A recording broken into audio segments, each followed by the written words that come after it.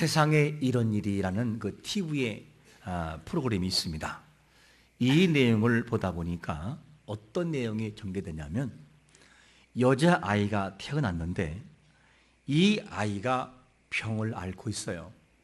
그 병이 뭐냐면 이 아이가 자라지 않는 병인 거예요.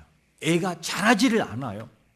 그래서 육체와 정신적인 모든 성장이 멈춰버린 거예요, 그냥.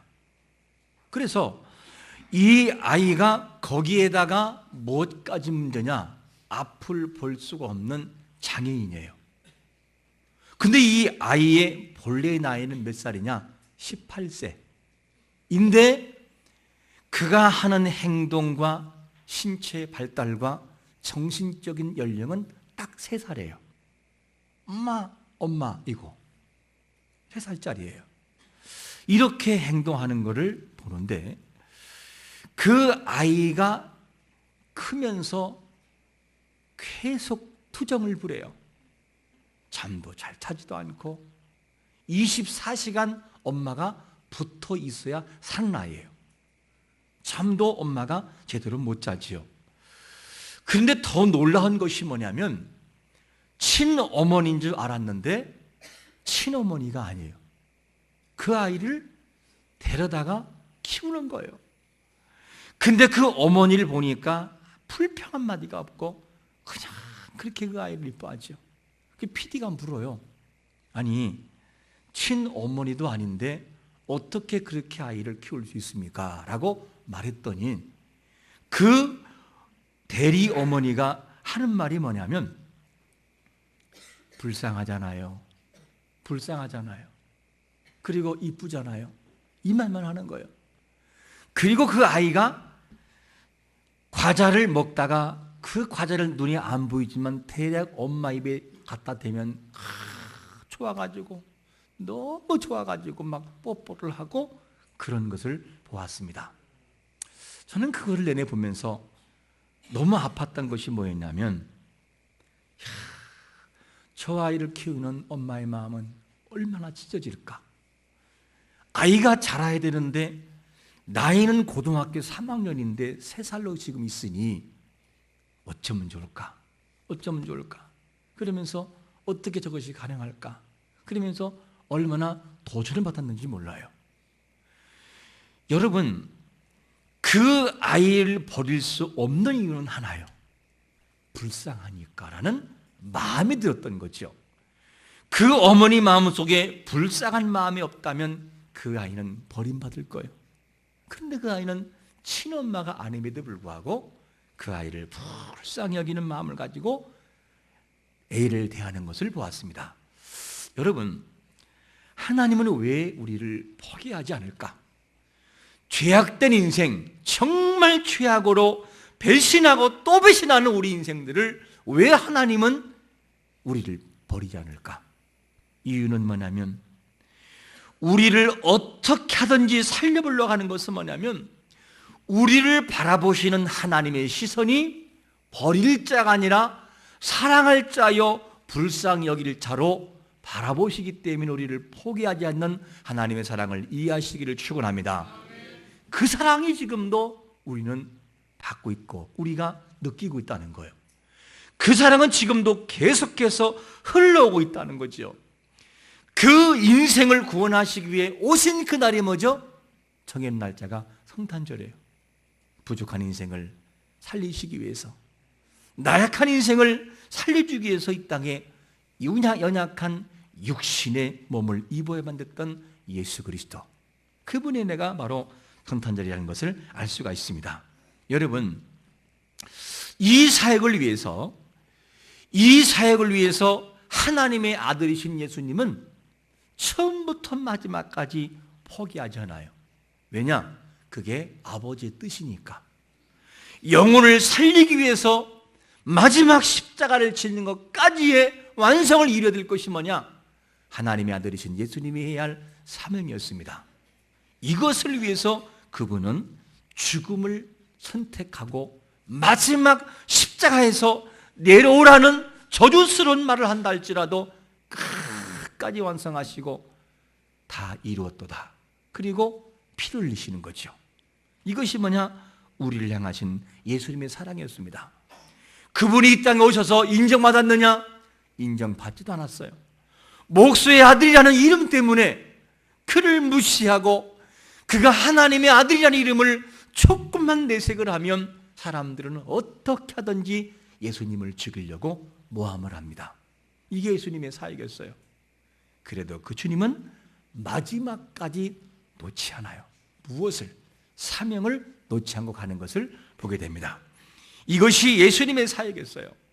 그러므로 여러분, 신앙생활할 때 예수님이 정말로 본질적인 영혼 구원을 바라보시고 사명을 감당한 것처럼 우리의 신앙의 본질이 사람 보고 하지 말고 하나님을 바라보고 조금 더 흔들림이 없으시기를 예수 그리스도의 이름으로 축원합니다. 이게 신앙인 거죠. 참 중요한 부분입니다. 그러면 이 땅에 오신 예수님의 사역을 보면서 우리는 이런 질문을 먼저 하고 들어가길 원합니다. 예수님께서 이 땅에 오시고 우리가 구원받는 사역이 예수님 홀로의 사역이신가?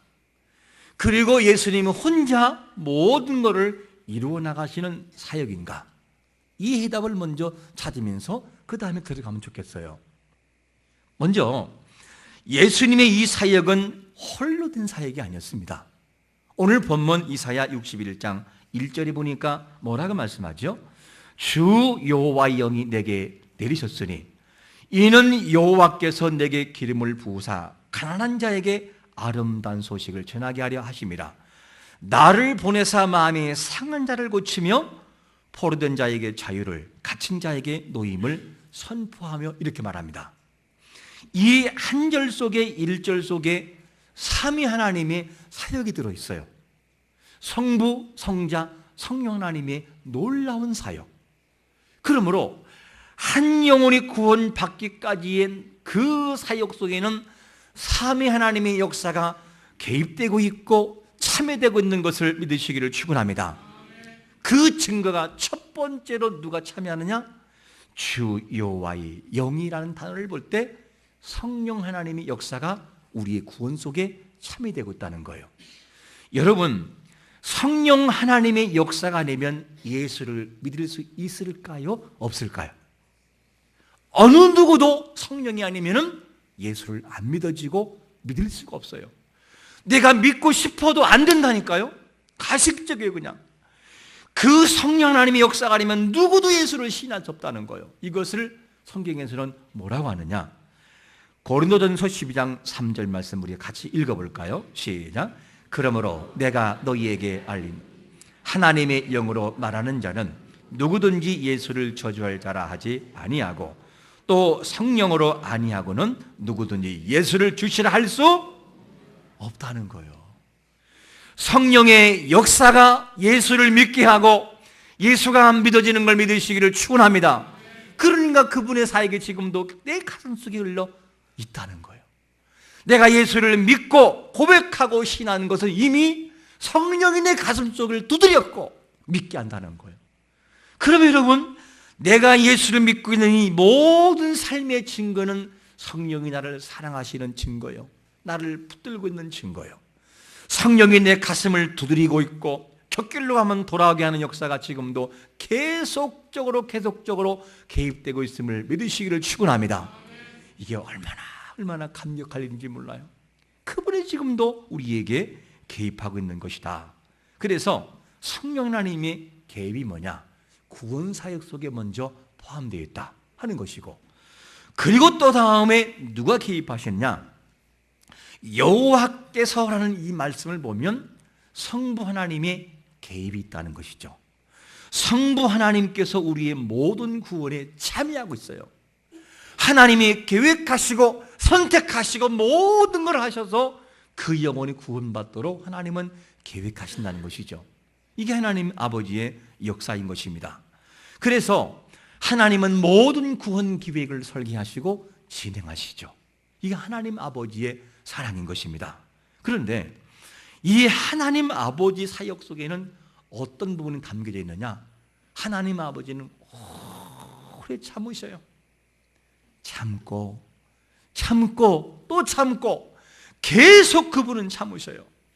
이렇게 참으셔서 그 한 영혼이 구원받도록 기다리시고 참아주신다는 거죠. 그래서 그 하나님 마음을 어디서 볼 수 있느냐? 로마서 3장 25절에 보니까 이 예수를 하나님이 그의 피로써 믿음으로 말미암는 화목제물로 세우셨으니 이는 하나님께서 뭐하는 중에? 길이 참으신 중에 전에 지은 죄를 간과심으로 자기의 의로심을 나타내신다는 거예요. 여러분, 우리가 구원받는 것은 우리의 잘남이 아닌 지금도 참으시고 기다리시는 하나님 아버지의 사랑 때문에 구원의 바늘 위에 들어가는 것을 믿으시기를 축원합니다. 그 하나님 사랑이 지금도 우리 앞에 흘러오고 있다는 거죠. 너무나 감동스러운 말씀이죠.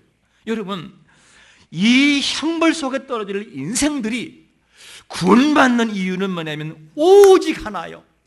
단번에 모든 것을 심판할 수 있으나 모든 것을 심판하지 않고 그분께서 참으시는 거예요. 언제까지? 돌아오기까지. 성령을 보내시고 예수를 보내시고 그리고 돌아오도록 지금도 길이 참으심이 진행되고 있어요. 그러니까 우리 또한 구원받았고 앞으로 다른 사람도 구원받을 것입니다. 그 사랑이 지금도 우리에게 적용되고 있으니까 이 하나님의 사랑이라 하는 것을 알 수가 있습니다. 그분인가요? 또 참여하는 그분이 누구냐면 내게 기름을 부으사. 이것이 이사야가 아니고 예언시의 메시아적 사역을 말하는 예언시인데 이 메시아의 오심을 지금 대리로 말하고 있는 거예요. 그러므로 내가 누구냐? 예수 그리스도 오실 메시아의 사역을 말하는 것입니다. 그러므로 우리의 구원 사역은 우리가 구원받는 것은 누구누구의 참여가 있느냐? 성령 하나님의 감동을 통하여 참여되고 있고 성부 아버지의 사랑이 개입되고 있고 우리를 위해 오신 이 예수 그리스도의 사역이 함께 개입되고 있는 것이 구원의 역사인 것을 믿으시기를 축원합니다. 저는 이 말씀을 보면서 보다가 오늘 너무나 감동했어요. 야, 나라는 한 사람의 구원이 삼위 하나님의 개입이 있단 말인가? 성령님이 개입하시고 성부 하나님이 개입하시고 그 성자 예수님이 개입하시는 그 사랑이 나의 구원이었구나. 이거를 다시 한번 고백하는 그런 계기가 됐어요. 얼마나 감동스러운지. 이 개입이 지금도 있으므로 우리는 구원의 바늘 위에 들어간다는 거죠. 여러분, 그러면 마지막에 예수 그리스도의 사역, 내게 임하신 내게 기름을 부으시라는 이 예수님의 사역이 구체적으로 어떤 것들이냐, 어떻게 사역을 하시는가? 그 사역을, 첫 번째 사역을 소개하고 있는 것이 뭐냐면 1절에 보니까 가난한 자에게 뭐가 된다고요? 아름다운 소식을 전하는 사역이라는 거예요. 가난한 자에게. 그러면 가난한 자에게 아름다운 소식을 전한다는 이 예수님의 사역을 말씀한다면 아름다운 소식을 모든 사람이 들을 수가 있는 것일까? 아름다운 소식은 어떤 것이냐면 영원한 이 형벌 속에 이미 떨어져 있는 자들에게, 영원히 죽었던 자들에게 아름다운 소식이 뭐냐면 너희도 예수를 믿으면 영원한 이 형벌에서 영생으로 바뀐다는 기쁜 소식이에요. 다른 말로 말하면 예수 그리스도를 믿으면 영원한 이 형벌이 아니라 영원한 생명으로 바뀌었다는 소식을 전하는 소식. 이게 기쁜 소식이요 아름다운 소식이라는 거지요. 그러면 이 아름다운 소식을 모든 사람이 들으면 얼마나 좋겠어요. 모든 사람이 들을 수 있는 것이 아니라는 거죠. 누가 들을 수 있느냐? 가난한 자가 듣는다. 가난한 자. 가난한 자에게 아름다운 소식이 전파된다. 이렇게 말씀한다면 그러면 여기서 여러분요, 이 가난한 자가 누구냐는 거예요. 가난한 자가. 이 가난이라고 하는 부분을 두 측면으로 볼 수 있는데 구약적인 측면과 신약적인 측면을 해석할 수 있어요. 구약적인 측면에서의 가난한 자는 누구냐? 빈곤한 자, 강자에게 눌려 억압당하는 자를 표현하고 있다면 신약에서의 이 가난한 자는 누구냐? 마태복음 5장 3절에 보니까 뭐라고 말씀하느냐? 심령이 뭐한 자? 가난한 자는 복이 있나니 무엇이? 천국이 그들의 것이요. 이 말씀을 정확히 보면 가난이라고 하는 이 부분이 꼭 돈이 없고 뭐 약한 것만이 아니라 이 가난한 자는 누구냐면 천국을 선물로 받을 수 있는 심령이 된 자가 가난한 자인 거죠. 여러분, 우리가 예수의 복음이 전해질 때 그렇습니다. 맞습니다. 당신이 나를 위해 돌아가신 예수 그리스도 메시아입니다라고 고백하는 그 마음을 소유한 자가 가난한 자인 걸 믿으시기를 축원합니다. 그러니까 구원받는 거예요. 여러분, 이 가난이 우리 앞에 있다는 것이 얼마나 감사한지 몰라요. 세상 사람이 다 소유한 마음이 아니라는 거예요. 배웠다고? 아니라니까요. 잘났다고? 아니라니까요. 그렇지 않고 우리가 우리를 바라볼 때는 마음에 안 드는 부분도 많이 있으나, 그러나 우리 마음속에 이미 성령의 능력을 통하여 삼위 하나님의 은혜와 능력을 통해서 가난한 심령이 부여되고 그 마음을 통해 예수가 믿어진다는 거예요. 이게 놀라운 감동과 감격이라는 것이죠. 여러분, 오늘도 우리가 예수 믿는 이 사실을 감동하시고 감격하시고 무조건 감사하며 살아가시기를 축원합니다. 얼마나 이 감사한지 몰라요. 매일 감사가 이루어져야 되는 거죠. 너무나 고마운 거예요. 그러므로 우리에게는 이러한 감사를 바라보면서 고백이 있어야 되죠. 바울은 어떻게 했느냐? 자기가 구원받는 것을 경험하면서 놀라운 고백하잖아요. 이런 고백이 우리의 고백이 되어야만 되는 것입니다. 고린도전서 15장 10절 말씀 같이 한번 고백하는 마음으로 읽어봅니다. 시작. 그러나 내가 나된 것은 하나님의 은혜로 된 것이니 내게 주신 그의 은혜가 헛되지 아니하여 내가 모든 사도보다 더 많이 수고하였으나 내가 한 것이 아니요 오직 나와 함께 하신 하나님의 은혜로라. 할렐루야. 은혜라는 거예요. 은혜. 하나님, 나같이 부족한 사람을 선택하시고 은혜 주신 것 감사합니다. 나의 나된 것은 나의 은혜가 아니고 오직 예수 그리스도 당신의 은혜임을 저는 고백합니다. 이 고백이 가슴으로 흘러나와야 되는 거죠. 바울은 그 고백을 하고 있어요. 왜? 은혜를 생각하니 이 고백을 안 할 수가 없게 만들어 놓아요. 어떻게 이런 고백을 안 할 수가 있냐는 거예요. 구원받은 사람이라면. 그러므로 여러분, 매일의 삶 속에서 약한 분만 바라보지 말고 안 좋은 분만 바라보지 말고 더 많은 은혜가 있는 영역을 바라보고 약한 부분을 정복하고 이겨낼 수 있는 성도가 되시기를 축원합니다. 그 감사글로 넘쳐야 되는 거죠. 이게 믿음이라는 거예요. 이게 첫 번째 바로 아름다운 복음의 소식을 전하는 것이 첫 번째 메시아의 사역이었다면 두 번째 사역은 뭐였을까?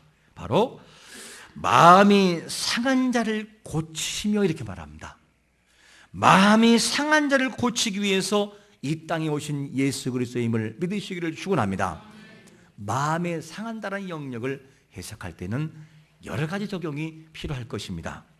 인생을 살아가다가 수많은 일로 인해서 마음에 지쳐있고 상해 있는 자들도 역시나 뭐가 되느냐? 마음이 상한 자에 포함되어 있을 거예요. 그런가 하면 하나님의 뜻대로 살아보려고 나름대로는 몸부림을 쳤어요. 그런데 그 모든 것이 내 뜻대로 되잖아. 너무너무 속이 상하고 너무너무나 절망적이고 너무나 아파요. 그 모든 고통 속에서 홀로 서기를 통해 하염없는 눈물을 흘리는 영역에 포함되어 있는 것도 역시나 뭐가 됩니까? 상한 자에 속할 수가 있을 것이고, 그리고 외적인 내적인 모든 아픔 때문에 끼어진 나의 심령도 어디에 속하느냐? 상한 심령 속에 역시나 속할 것입니다. 다 이게 속한 것이죠. 근데 중요한 것은 뭐냐면 하나님은 그런 자들을 뭐 하신다? 고친다는 거예요. 상한 자를 고치시기 위해서 오셨다는 것이죠. 여러분, 하나님이 고치면 안 될 자가 없고 안 되는 것이 없는 것을 믿으시기를 축원합니다. 하나님이 하신다는 누가 말릴 거예요? 아니 여러분, 우리가 사사기에서 뭘 볼 수 있죠? 기도원이라는 사람이 어떤 사람이냐? 굉장히 소극적인 사람이에요. 그리고 의심이 많아요. 몇 번 확인해야만 믿는 사람. 그런데 그런 사람조차 하나님께서 어떻게 바꾸시느냐? 이스라엘을 구원하는 담대한 용사로 만들어 놓아요. 그게 하나님의 사역이죠. 그런가 하면 아브라함 같은 경우에 정말 자기 아내를 아내라고 하지 못하고 치졸한 인생처럼 자기 아내를 남에게 줄 수 있는 치졸한 인생, 그런 인생을 어떻게 바꿨느냐? 자기 아들을, 백세에 얻은 아들을 바치라고 하고 칼을 들어 치라고 할 때 칠 수 있는 용기가 있는 것이 아브라함이에요. 이렇게 바꿔놔요, 사람을. 그러므로 하나님은 어떻게 하느냐? 우리 인생을 고치시는 분인 것을 믿으시기를 축원합니다. 죄악된 인생을 어떻게 바꿔놓아요? 의인의 인생으로 고쳐놓는 거예요. 어떻게? 성부와 성자와 예수님의 사역을 통해 인생을 바꿔놓는다는 것이죠. 이게 바로 주님의 두 번째 사역이라는 것입니다. 그리고 또 새롭게 세 번째 사역은 어떤 것이냐면 포로된 자를 자유하게 하시고 갇힌 자를 놓아준다는 거예요. 여러분, 예수님의 사역 속에 어떤 사역을 볼 수 있느냐? 요한복음 5장을 보면 그 한 사람이 있는데 38년 동안 누워 있어요. 스스로 어떻게 해볼 수가 없는 인생을 살아가요. 1년도 아니고 10년도 아니라 38년 동안 얼마나 많은 걸 잃었을까? 얼마나 지쳤을까? 얼마나 힘들었을까? 이런 인생인데, 그런데 그 인생이 스스로는 해결할 수 없을 때 그 인생을 보시고 뭐가 되냐? 요한복음 5장 6절에 보니까 이렇게 말씀하시죠. 예수께서 그 누운 것을 보시고 병이 벌써 오래된 줄을 아시고 이르시되 내가 낫고자 하느냐. 병자는 스스로의 아픔 때문에 다른 것을 신경 쓸 만한 겨를이 없습니다. 이렇게 아파하고 역시나 물이 동할 때 들어가려고 그러는데, 그런데 자기는 못하는 거죠. 근데 예수님은 누구를 보시느냐? 그를 본다는 거예요. 그가 아파하고 그가 가장 힘들어하는 현장을 주님은 보셔요. 그리고 성경에서 뭐라고 하느냐? 주님께서는 그를 보셨다고 말해요. 보셨다. 여러분, 우리가 가장 힘들어하고 어려움을 당할 때 우리가 홀로 된 심령처럼 홀로라고 생각하지만, 그런데 그 홀로 된 인생이 아니라 예수님은 우리의 모습을 지금도 보고 있고 앞으로도 보고 계실 것을 믿으시기를 축원합니다. 그리고 질문이 뭐냐? 네가 낫고자 하느냐라는 질문을 바라보시면 가장 우리의 소원을 깨뜨려 보신다는 거예요. 말하지 않아도 그분은 하신다는 거예요. 그리고 찾아오셔요. 얘야, 네가 낫고자 하느냐? 네가 낫고자 하느냐? 라고 질문한다는 거예요. 이게 누구냐? 바로 예수님의 이 억압 속에 있는 자를 자유하게 하고 죄악의 사슬에 놓여 있는 인생, 사단의 노예에서 하나님의 자녀로 바꿔 놓으신다는 거예요. 예수의 이름으로 모든 질병과 영적인 질병에서 놓이는 것을 믿으시기를 축원합니다. 주님이 명령하시면 안 될 것이 뭐가 있겠어요? 이곳에 계신 모든 분들의 영적인 문제와 고통이 예수 이름으로 자유하기를 축원합니다. 그분이 하시면 된다는 거예요. 그분이 하신다는데 누가 뭐라 할 거예요? 이게 예수님의 사역이었어요. 또 예수님의 사역이 어떤 것이냐? 슬픈 자를 위로하는 사역. 여기서 슬픈 자를 위로한다는 건 뭐냐면 슬픔과 염려 속에 있는 자들을 해결하되, 어떻게 해결하느냐? 나함이라는 단어가 원문에 나함. 이 단어는 어떤 단어냐면 슬픈 것이 그들에게서 완전히 제거될 때까지 이렇게 위로한다는 거예요. 그러므로 하나님이 우리에게 주시는 놀라운 치유하심은 일부가 아니라 전체요, 전인적인 치유인 것을 믿으시기를 축원합니다. 그게 아버지 마음이라는 거예요. 그게 예수님의 마음이시고 이것을 우리에게 원하신다는 것입니다. 여러분, 예수님을 통해서 우리에게 그렇게 은혜를 주신다면, 그러면 이것을 통하여 무엇을 하시려고 이렇게 우리에게 주시는가? 무엇을 하시려고 이런 자애를 주시고 치유하시고 위로하시고 병든 자를 고치시며 그 복음을 증거하는가? 이유가 있다는 거예요. 그 전체적인 사역을 한마디로 61장 3절에서 이렇게 함축합니다. 같이 읽어봅니다. 시작. 무릇 시온에서 슬퍼하는 자들에게 화관을 주어 그 죄를 대신하며 기쁨의 기름으로 그 슬픔을 대신하며 산송의 옷으로 그 근심을 대신하시고 그들이 의의 나무 곧 여호와께서 심으신 그 영광을 나타낼 자라 일컬음을 받게 하려 하십니다. 할렐루야. 이게 예수님의 마음이라는 거예요. 이 말을 한마디로 줄이면 슬픔과 근심에서 있는 인생을 기쁨과 영광과 감사로 바꿔놓으시고 평화로 바꿔놓겠다는 거예요. 그리고 그 사역을 통하여 내가 영광을 받겠다는 거예요. 여러분, 우리의 모든 슬픔과 근심이 우리 앞에 있다면 예수님의 소원처럼, 삼위 하나님의 소원처럼 마음속에서 예수 이름으로 다 물리치시기를 축원합니다. 그리고 기쁨으로 우리는 돌이키는 거예요. 영광의 자리로 큰 모습을 보고 하나님이 하셨음을 우리는 찬양하고 그분이 영광 받는 것이 뭐냐? 하나님의 사역의 목적이라는 거예요. 이것을 우리에게 소개해 주고 있습니다.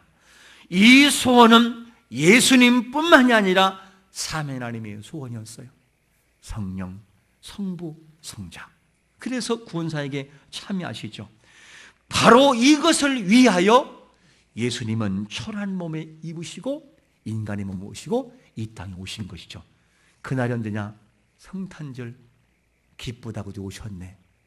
성탄절을 그냥 맞이하지 말고 와, 이런 감동적인 것이 있었구나.